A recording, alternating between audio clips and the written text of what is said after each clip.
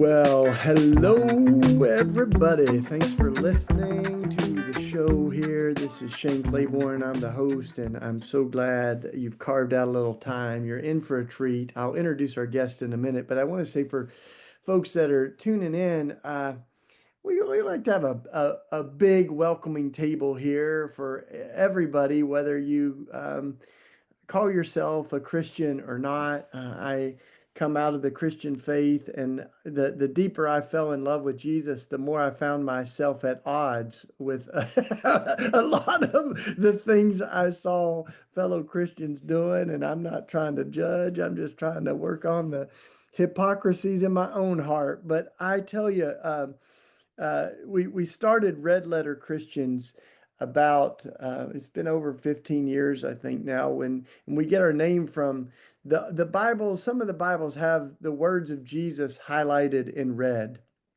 and that's where the name Red Letter Christians comes from. It's actually a tradition going back hundreds and hundreds of years. I think Ignatius was the first person that did that. And it's not to say the rest of the Bible doesn't matter, but it's like I believe that the word became flesh in Jesus, that we don't just have words on paper. We have the word become flesh. We have, as scripture says, the full manifestation of God in Jesus. And yet I'm also troubled sometimes, as you know, Mahatma Gandhi was asked about Christianity, and he said, I love Jesus. I just wish the Christians acted more like him.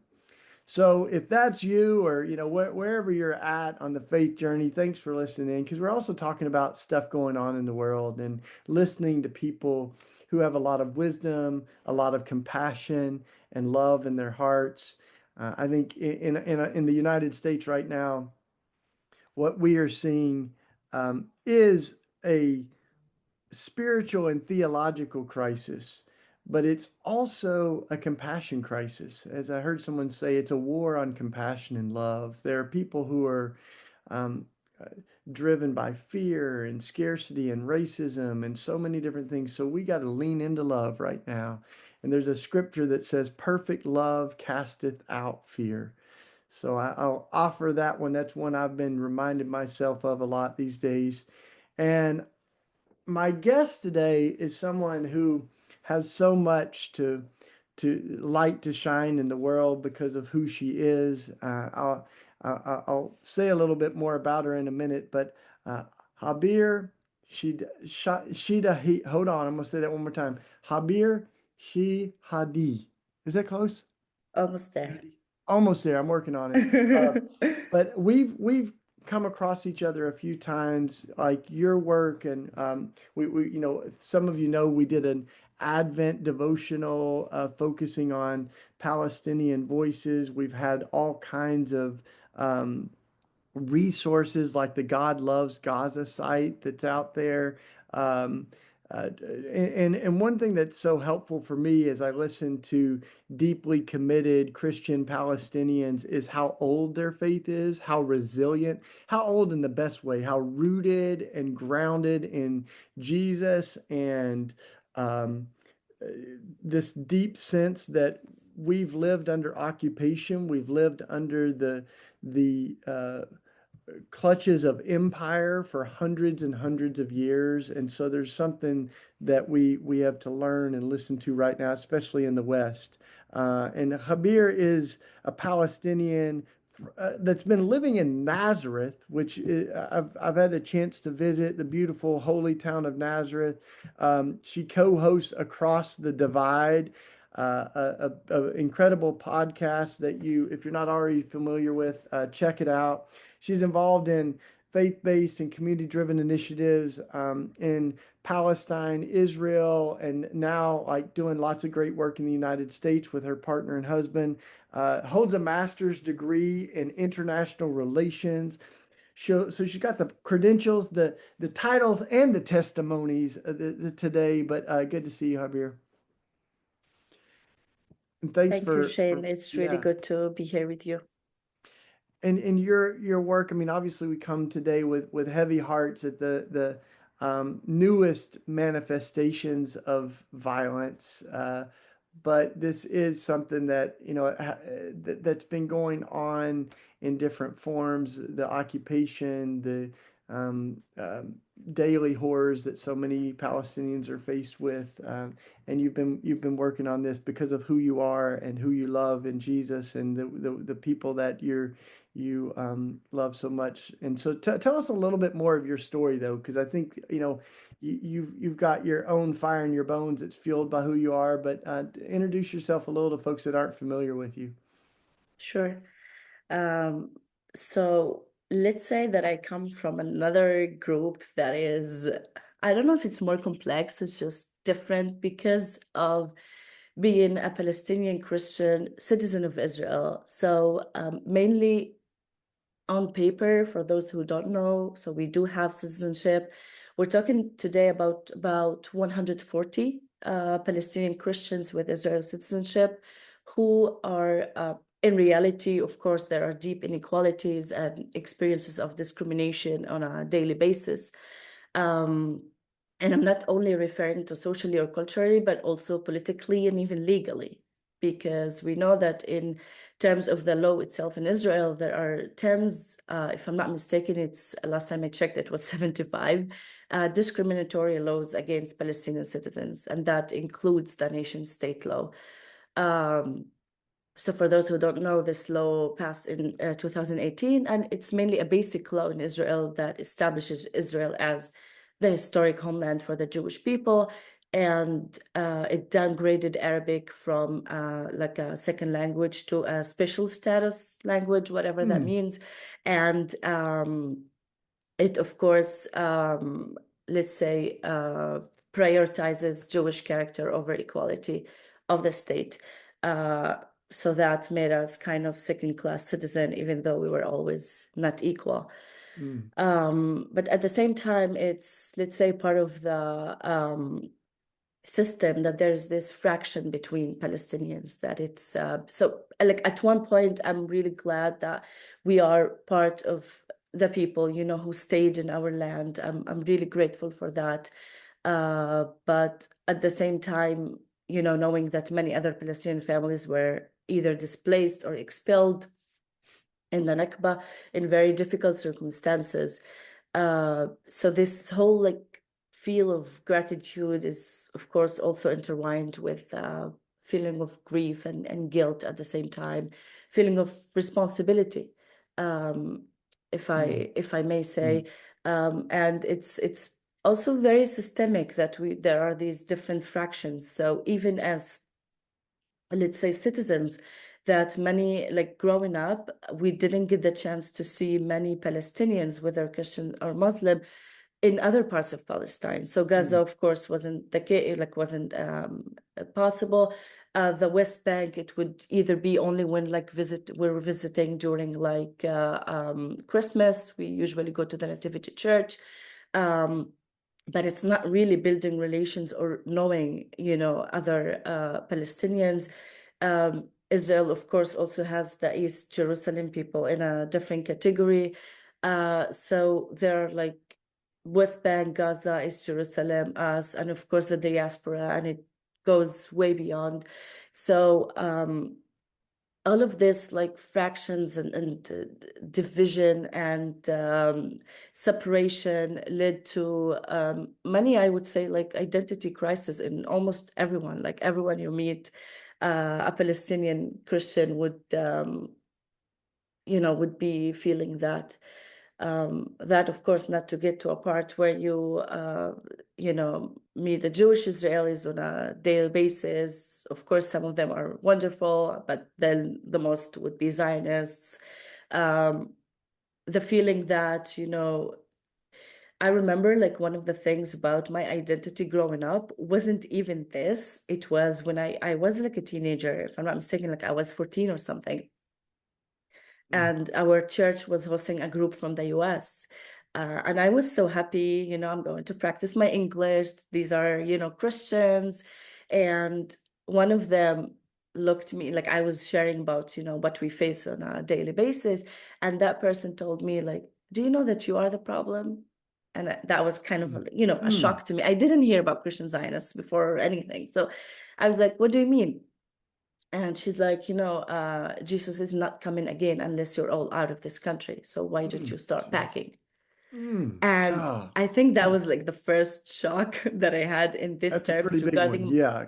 yeah, Golly. regarding Yeah. my faith, because for me it was always something political that I can get like my time with the Lord, with my church, and just forget about, anything else. And Yeah. that was the moment when I started to understand that it's also something that we need to talk about in our faith. And I started even questioning my church, like, who's this group you're bringing? Like, who are you? Like, Mm. so that Mm. was, I think, one of the very first encounters for me to start questioning everything, my faith, my political, situation, what I want to do in my life, like what is, I think that time when I started being more, outspoken, um, a few years later that I started doing some peace building work.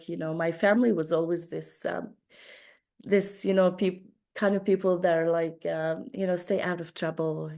We're not equal here, that, so we shouldn't like get ourselves into trouble because if you say anything that you shouldn't, you might not be allowed, to go to university. So in Israel, there's this thing where if you say like kind of, it is Mm. like considered a democracy, let's say, but we all know that's not the case. So my family was always afraid that I will be like expelled from, university or have like they call it kind of a criminal file in the police for saying Yeah. something that is more liberal or whatever. So I really took my time because I also didn't want my parents, to be worried about me. But at the same time, I felt like I need to say something and I need to be more active. And what is like this life? What is this faith that is like, oh, I'm sitting and praying. Oh, Lord, please. Like, I'm not Yeah. underestimating the power of prayer, don't get me wrong, but like, there's more of what we can do. Yeah, well, it's interesting, hearing you share because there are lots of folks that, we share as mutual friends that are Palestinians that don't have citizenship, and other Israelis that are Christians or Jewish that aren't Palestinian. Some of them that have relocated, to Jerusalem or to Israel, and of course over here, I think of so many of my Christian Palestinian friends. So you're transcending you're bridge building by just who you are, and of course I think of the scripture that says, there's neither Jew nor Greek, slave nor free. And you look at Jesus and he's the embodiment of uh, the bigness of God's love as a brown skinned Palestinian Jewish refugee, that came from Nazareth, where people said nothing good could come. So I'm sure there were some folks that were talking trash about your town back then, Yeah. and would be now too. So, but I think that that solidarity of God shows us the expanse of God's love, and it's interesting that you're kind of doing that reconciliation work, but you're working particularly with uh, Palestinians that have that Israeli citizenship. And I've heard Munther, our friend Munther Ezek, talk about how there are lots of things that we don't think necessarily outside of that region. We don't always know that there are lots of ways that the nation state of Israel that discriminates against even just Christians in general, but particularly Palestinian Christians that if you proselytize or you try to share your faith, different things. So I think it's helpful in just breaking that down because part of what there's this sort of mythology, right, that Mhm. Israel is um, God's messianic force, this sort of like Yeah, apocalyptic entity that can do no wrong, and we conflate, of course, the ancient calling of the Hebrew and Israelites to like the nation state, and that's why. But even Netanyahu, he's from Philly. He's like like there's so many things that you start to think about this, and you see all the holes yeah. in the theology, but. I think you've got a unique perspective. So say a little bit more about that, though. Like that might even challenge some of the things that people have in their head with like this holy land, and yet so many of the things that are happening there are very unholy. Of course. So maybe let's start with the fact that many people don't know we exist. And Yeah, that's something that I didn't know before. And to be honest with you, like seeing myself as a Palestinian, like I don't need to be all of that many things, even though we are. like I had this conversation recently with an American, and uh, he just said that we never had that feeling that we need to share our identity, to say like we always go with, hey, I'm Palestinian Christian, I do this and that, and then if they dig deeper and they want to know more, so I shared that I have Israeli citizenship. That means that my family, remained in the land in 1948, while, many of our relatives and friends, like of the families, were either internally displaced or expelled. Many are refugees that are still, until today, not having citizenship in any place that they are. And all of this complexity. And still, Mm. it feels that Israel, as part of its as part of its policy, it does use us as a bait to the Western world, because in Mm. every speech there's always that we have 2 million Palestinians in they don't say Palestinians, sorry. So we have 2 million Arabs in Israel. And they always have to share this in every speech, whether, into the Western world, basically saying that it's this land where it appreciates everyone. In every holiday, Easter, Christmas, something, Netanyahu always goes and speak in English, not in Hebrew, which is, the official language of the country that we all speak. He goes and speak in English, wishing us Merry Christmas and Happy Easter and Mm. stuff like that.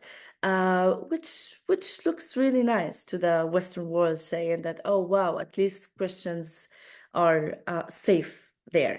And it's another thing that I hear all the time, is like being used, especially to convince uh, Christian Zionists, I would say, or like Christians in the world, that Israel, and I hear this all the time, that makes me go crazy.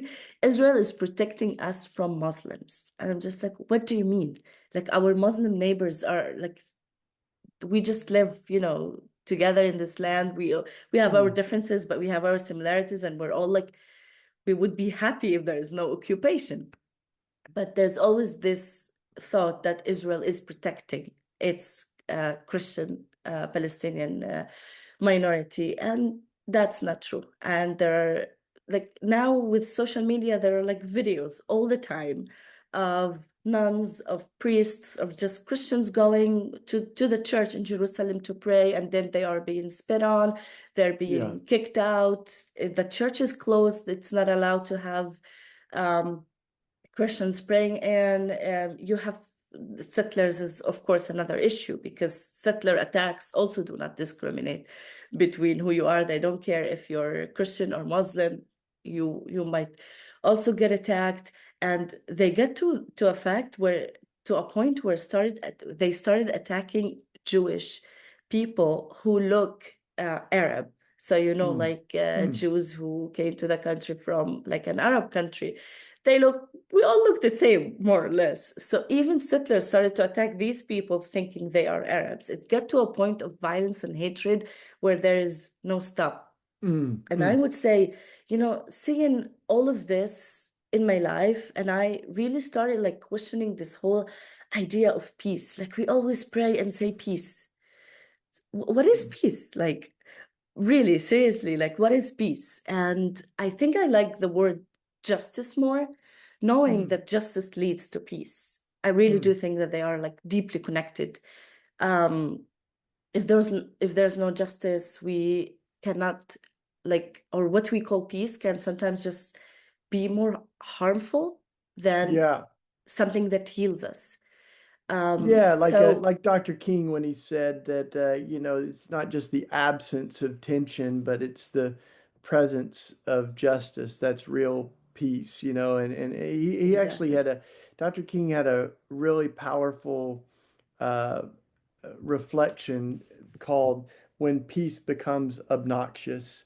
And he Hmm. talks about, the obnoxious, it's a counterfeit peace. It's not the real presence of justice. It's not the Yeah. healing work that you care so deeply about. So that's deep. Yeah. Yeah, exactly. I really, really love that. So basically, I do think that to like agree with that and continue, like seeking justice really begins with listening. Like we always say, Mm, seek justice. Okay, how do I seek justice? And that's one of the things that I always tell like my friends who ask me like, how do we start learning about Palestine? How do we start like, doing real work that, makes a difference? And I honestly just think that it starts with listening to people's lived experiences to mhm. allow it to actually shape how we respond. Um, because after all, Yeah. that's what it means to be Christ-like. Like if we think about how Jesus lived, he didn't avoid difficult realities. He stepped Yeah. into them. Yeah. Like And he spoke about love and peace, but also stood with those in the margins. He yeah. challenged injustices, even when it was uncomfortable.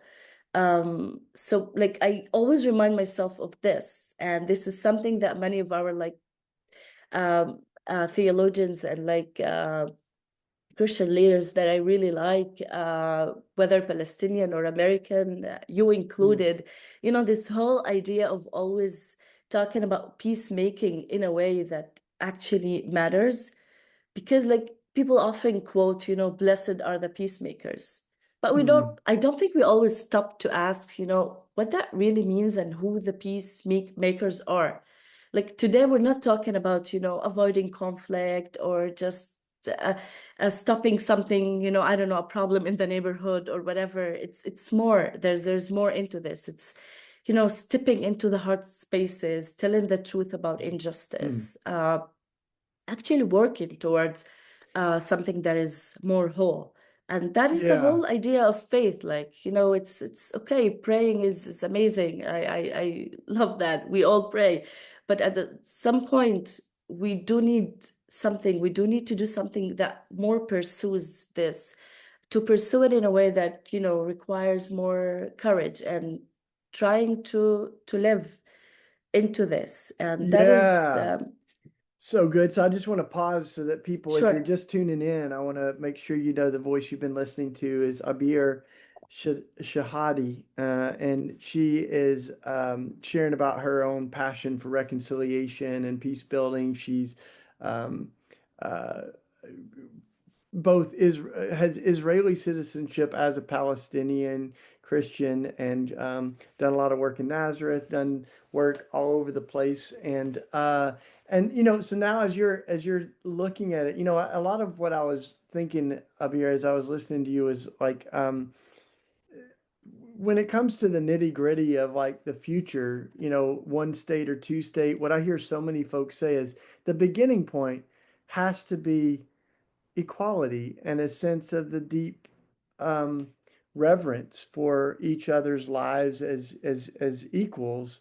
And then the other state, whether it's one state or two state, people are like, we want to. The starting point has to be we're respected in the same way when it comes to water or education or healthcare and things like that, voting and everything else that Yeah. affirms someone's personhood and dignity. And if we can't start there, then it's like we're not even on the same footing. We're playing by different rules. And I think I had Naomi Tutu on the podcast not too long ago, and she's been Mhm. obviously a great friend of the Yeah. Palestinian freedom movement. And but comparing it to apartheid and how we dehumanized folks in South Africa, and it was hard for some people to imagine a Hmm. different country without that separation and that inequality. So when you talk about faith and how it takes faith and courage to for the starting point to be every person's sacred and a child of God, made in the image of God. Like let's start there, right? Yeah, exactly. And like the occupation really feels like it's there every day. It's different. Like we always have this discussion. It even became kind of a joke with our like friends in the West Bank. Like, no, I feel more occupied. No, I feel more occupied. And it gets to a point Mm. where it's kind of, the sad, funny, where it's just you're comparing situations that are like all difficult and harmful, but each one like has their own personal struggles, and still it all gets back to a point of why we actually have hope. Well, how, Yeah. what is it that makes us, move in the morning? And talking about like one state to state, I've been doing like political advocacy work Yeah. for a long time, advocating in the Hill, talking to senators, congress people, uh, going to the, UN, going uh, to Geneva, doing work like in different places around the world with a group of Palestinians, and sometimes even like Jewish Israelis advocating for, end of fire, end of genocide, a Mm. ceasefire during, the last genocide. And it just feels it all gets to a point where none of these people get it because Mm. none of them actually get to talk to people on the ground. They just think like the kind of propaganda that's being fed into the world gets to a point where um people have their eyes closed. And then Mm. especially like there are like some senators who like quoted verses from the Bible for me, telling me of why they have this support for the state of Israel. Yeah. So it does feel like we still have a lot of work to do. And that is one of the things that I lose hope sometimes about, to be honest with you. But then when I talk again to my friends, to my community, to my uh believer friends, I just okay, get back on point, because we don't have the luxury to give up, if you know what I Yeah. mean. Like Yeah. we shouldn't, we can. There is God chose us, I think, to be there, to be born there for a reason. And all of Yeah. you to be here and do work for Palestine also means a lot. So good. And like, what a time to be alive, right? That we can be a part of Exactly. making history and doing it with you. You're a gift, and I'm so grateful for you. So listen, y'all, the half hour flew by, but how can folks follow you, Abir? Tell folks maybe like, are you on socials or Substack or anything like that? Sure, I'm on Instagram, but Yeah, I am about to start my Substack because it seems like everyone's doing it and I'm way behind. it's all And good. And I I think do of want to have a we want to platform. hear more of you, and you can Of find course. we'll keep doing stuff at Red Letter Christians, and um, Of I think course. of Bishop Barber. One of the things he says is that the way that we change the narrative is by changing the narrators. So thank you for being one of the voices, Sure. and thanks for listening, y'all. Not just because Abir is Palestinian, but because she is an incredible person, wise and rooted, and we've got so much to learn right now from our friends over in that land. So um, keep checking out the work at Christ at the Checkpoint. Listen to Abir's podcast, Across the Divide, and um, thanks for tuning in today, y'all. Thanks, Abir. Thank you.